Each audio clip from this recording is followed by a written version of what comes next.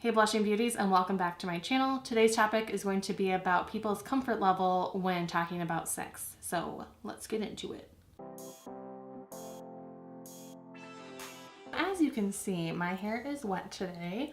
I don't know, sometimes I just feel like walking around with wet hair and I feel like that's what I like doing. So it's gonna be wet today.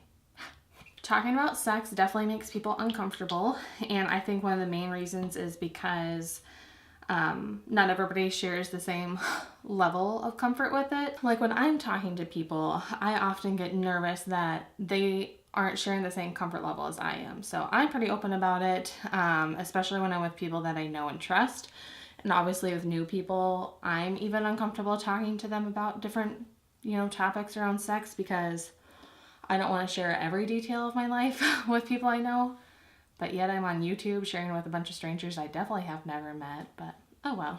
And I never bring up, really specific topics unless, I guess, other people do, or I've kind of tested the waters before and I know that they're okay with talking about it. Because sex and anything to do with it is such an uncomfortable topic, I never want to push people to talk about it.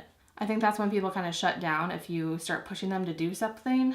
So I always try to be open about it. I never try to accuse people of, not knowing enough or knowing too much about it.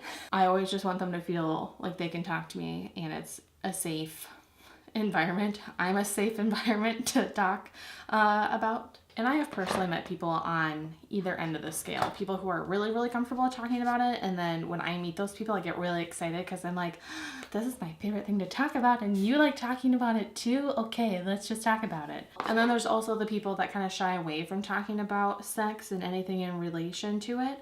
So when I talk to those people, if the subject of sex ever gets brought up, wow, my cheeks look really red. But if the subject of sex or topic of sex ever gets brought up, I immediately see if they are reacting in a certain way towards it. Because I know a couple friends who kind of don't really like talking about those sort of things. And if it gets brought up when we're in like a group or something, I kind of check them out and be like, are they okay with this? Are they sharing more than normal? It just really depends. But like I said, it's good to not push people into talking about or doing something they don't want to do, because then they're going to be really untrusting of you and it could just damage the relationship. So I always try to notice if people are shying away from it or kind of leaning into the subject. I don't know how I became comfortable talking about sex. I know from a young age I've kind of always known what it was and wanted to learn more. It kind of fascinated me, not that like I wanted to have sex all the time and be really sexual about everything, but it's just interesting to me, and I really like the psychology of sex. I have a psychology minor. I've often thought about being a psychologist, so I guess I really like how that part of it kind of plays into sex and how sex can drive a lot of things, and it's a very primitive instinct. We're getting real deep now. And so I like that part of it, and that's why I'm interested in it. However, other people don't view it like that, and I totally get that too. We all have our different opinions. I view it as something that's very, very natural and, is a very big part of everybody's lives, whether you're staying abstinent or whether you're doing it every day, doing it as in having sex every day. So I get when people are uncomfortable talking about it because they aren't as interested in the actual science side and biological explanations to why sex is such a big thing. And the more you learn about something, I think the more familiar you become with it, the more likely you are to not shy away from that kind of subject anymore. I think if you are wanting to be more comfortable talking about sex and really figuring out what it all means, and that it means more than just a fling here and there. It means a lot more than that, and I think there's so much connected and tied in with sex. That's why it's such a big deal. That's why I think this channel is important, so it can educate people and really get a conversation going about what sex means. So with my makeup today, I want to try to keep it a little lighter. Obviously you can tell I didn't put any bronzer on, didn't bake my face. I just put a little blush on and some really light, I don't even know if you call this foundation. Yeah, it's BB cream from e.l.f. Blue eyeshadow is something I used to use all the time when I was younger.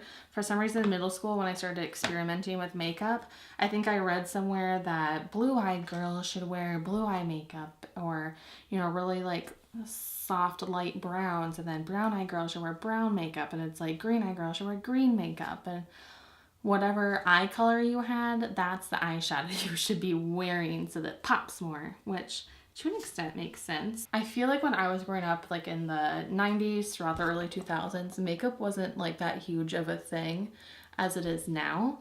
Like, your eyebrows were really, really thin, so you didn't really have to do much with those except for pluck them. And then makeup was just like very minimal, but now it's like very, you know, dramatic and cut and everything like that, and everything's perfect. Whereas like before, when I was growing up with makeup, it was much different and just more of a clean, natural look instead of like full face. So that's what I still mostly do, and I've said that before. But I used to like never have makeup brushes, or like the little like ones with like a little pad on the outside. Kind of looked like that. So going in with the blue,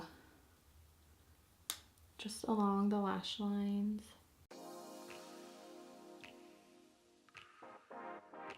And I think I read too on that same magazine that told me to wear only blue makeup. It also told me to only do like this stuff around half of your eye, or like even a quarter of it, like just the corners. I forget the reasoning for that. This is not a makeup channel, so don't listen to my tips. They probably aren't helpful. I think I even cut the page of the magazine out because I liked the look so much. And I almost feel like it meant so much to me that like in the box of my childhood things and memories, that page is probably in there somewhere. Like I think I used it that much and just looked at it or had it taped to my mirror and was like, that's what I want my eyes to look like every single day.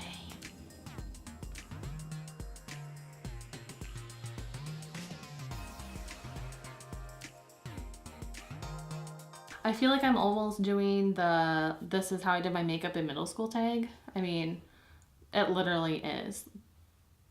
Let's just go with that. That's what my idea was all day. Let's throw it back to middle school when I was first doing my makeup, and this is what comes out.